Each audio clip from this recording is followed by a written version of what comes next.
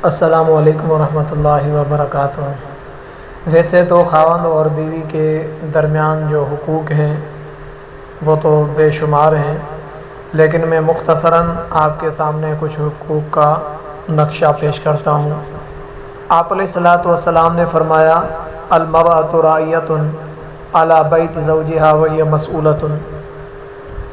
عورت کے بارے میں آپ علیہ الصلاۃ والسلام نے فرمایا عورت اپنے خاوند کے گھر کی نگران ہے اور اس کے بارے میں باز پرس کی جائے گی، اس کے بارے میں پوچھ گچھ اس سے کی جائے گی۔ انسانوں کے جو باہمی تعلقات ہیں، میاں بیوی کے تعلق کی ایک خاص ہی حیثیت ہے، لہذا وہ کسی وضاحت کا محتاج نہیں ہے، اس تعلق کی کوئی وضاحت کی ضرورت نہیں ہے۔ زندگی کا سکون اور دل کا اطمینان بڑی حد تک اسی تعلق کی خوشگواری پر ہی موقوف ہے۔ اگر یہ تعلق اچھا رہتا ہے، بہتر رہتا ہے، تو ایک زندگی بھی پرسکون گزرتی ہے۔ اللہ تعالیٰ نے اس تعلق کو اپنے معرفت کی ایک نشانی قرار دیا۔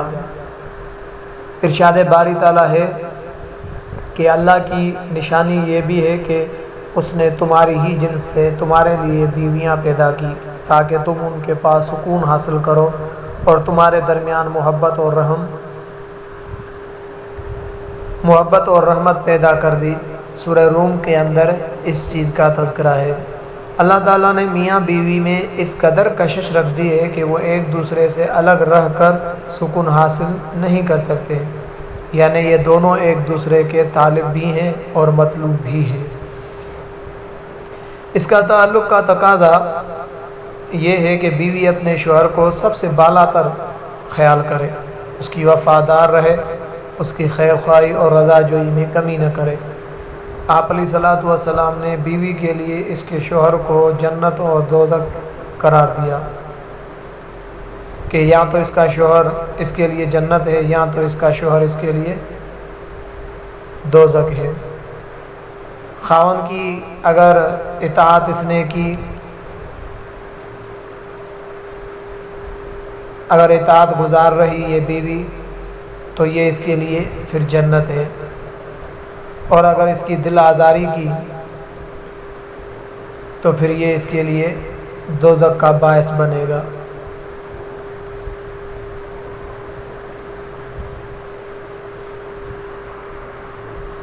رسول اکرم صلی اللہ علیہ وسلم نے فرمایا کہ اگر کسی مخلوق کے لیے سجدے کا حکم میں دیتا تو بیوی کو حکم دیتا کہ وہ اپنے شوہر کو سجدہ کرے، بلکہ آپ علیہ الصلاۃ والسلام نے یہ بھی فرمایا کہ شوہر کی خدمت گزاری کو ان الفاظوں کے ساتھ آپ علیہ الصلاۃ والسلام نے ذکر فرمایا کہ ایما امرأۃ ماتت وزوجها عنہا راض دخلت الجنہ۔ جو عورت اس حال میں فوت ہوئی کہ اس کا شوہر اس سے راضی تھا، اس حال میں عورت فوت ہوئی کہ شوہر اس سے راضی ہے، تو وہ جنت میں داخل ہوگی۔ اس سے بڑھ کر اور کیا چیز ہو سکتی ہے کہ شوہر کی رضا جنت کے داخل ہونے کا سبب بنایا گیا۔